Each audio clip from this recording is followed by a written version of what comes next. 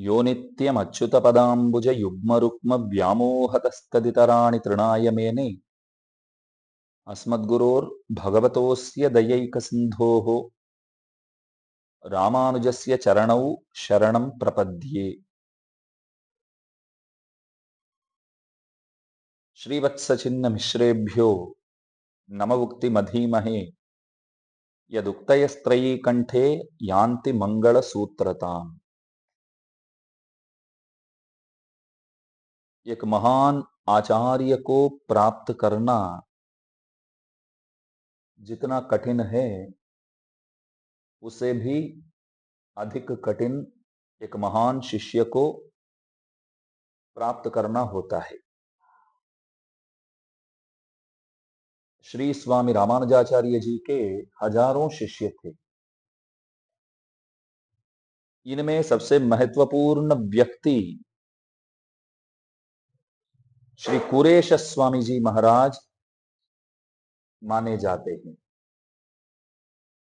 वे अपने गुरुजी से 8 वर्ष बड़े थे।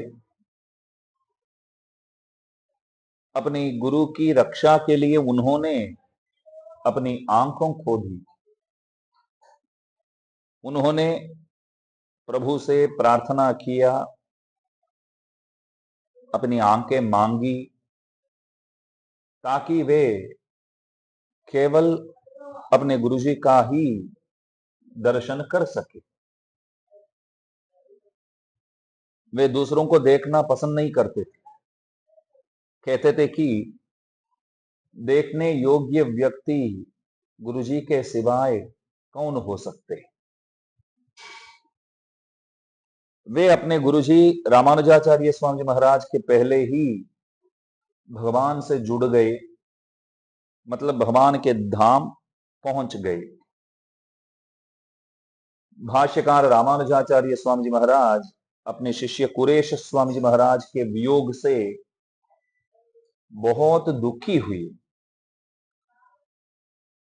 शास्त्रों में कहा गया है कि साधु सन्यासी जो होते हैं वे कभी रो नहीं सकते हैं, रोना नहीं चाहिए। लेकिन रामानुज स्वामी जी महाराज शिष्य के वियोग पर रो पड़े। श्री विष्णुचित्त सूरी अपने प्रबंध पर एक जगह पर गाते हैं, कहते हैं कि मैंने एक बच्ची को जन्म दिया, मैंने उसे महालक्ष्मी जी की तरह विश्व प्रसिद्ध कीर्ति के साथ पाला। और पर्यायवार विष्णुचित्त सूरी आगे गाते हैं कि भगवान ने उसे अपने पास ले लिया।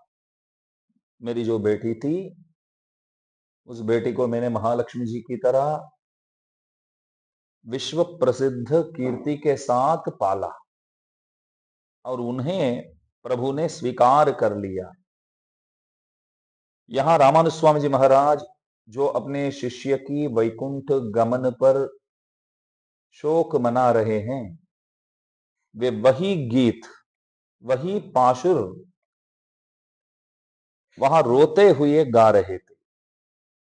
लेकिन उन्होंने वो जो पाशुर है, ஒருமகள் தன்னை உடையேன் உலகம் நிறைந்த புகழால் திருமகள் போல வளர்த்தேன் செங்கண்மாल तान கொண்டு போனான், ये जो पाशुर है, इस पाशुर को रामानुज स्वामी जी महाराज एक साथ लगातार नहीं गा पाए, बल्कि अंतराल पर गाए, क्योंकि वो बीच बीच में रो रहे थे, इसलिए लगातार नहीं गा पाए। भगवान ने अपने प्रिय शिष्य को अपने साथ ले लिया है। कुरेश स्वामी जी महाराज जो है संतों में श्रेष्ठ माने जाते हैं। यही कारण है कि उनके वियोग में रामानुज स्वामी जी महाराज चिंतित होकर रो पड़े। शिष्य गुरु के लिए अपनी आंखें त्याग देते हैं और गुरु अपने शिष्य के वैकुंठ गमन पर रोते हैं। ऐसे गुरु और शिष्य की जय हो। हम उन दोनों को सदैव याद रखेंगे, सदैव उन दोनों के नाम जपते रहेंगे। ऐसे गुरु और शिष्य सदैव हमारे कल्याण करे। जय श्रीमन्नारायण।